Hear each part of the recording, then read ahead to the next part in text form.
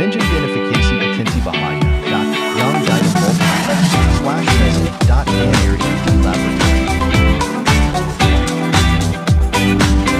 Potensi bahaya di laboratorium, alat, mesin, dan area. Bekerja di laboratorium memang penuh dengan potensi bahaya. Bahaya ini dapat datang dari berbagai sumber, termasuk alat dan mesin yang digunakan, bahan kimia yang ditangani, dan juga area laboratorium itu sendiri. Berikut adalah beberapa potensi bahaya yang dapat ditimbulkan oleh alat, mesin, dan area di laboratorium. Bahaya dari alat dan mesin, bahaya mekanis, alat dan mesin yang berputar, tajam, atau memiliki tekanan tinggi dapat menyebabkan luka potong, tersayat, atau terjepit. Contohnya, pisau bedah, sentrifus, inkubator. Bahaya listrik, alat dan mesin yang menggunakan listrik berpotensi menyebabkan sengatan listrik. Bahaya termal, alat dan mesin yang menghasilkan panas atau dingin yang ekstrim dapat menyebabkan luka bakar atau radang dingin.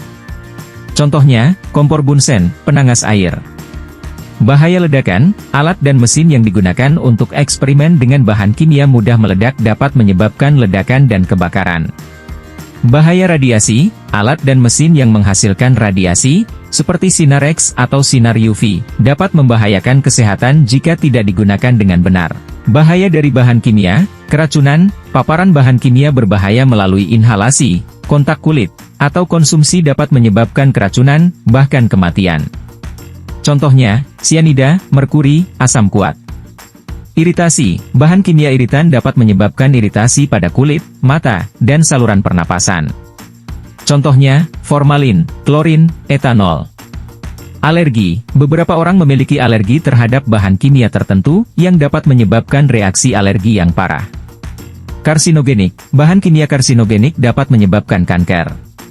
Contohnya, benzena, asbestos, formaldehida. Bahaya dari area laboratorium, kebakaran dapat terjadi akibat penggunaan bahan kimia yang mudah terbakar, percikan api, atau korsleting listrik.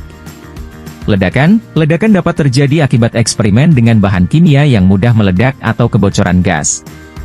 Tumpahan dan kebocoran bahan kimia berbahaya dapat mencemari lingkungan dan membahayakan kesehatan.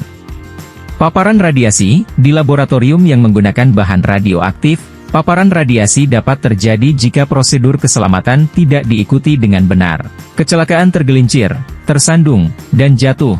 Lantai laboratorium yang basah atau licin dapat menyebabkan kecelakaan tergelincir, tersandung, dan jatuh. Pencegahan bahaya di laboratorium. Untuk mencegah terjadinya bahaya di laboratorium, penting untuk mengikuti beberapa langkah berikut.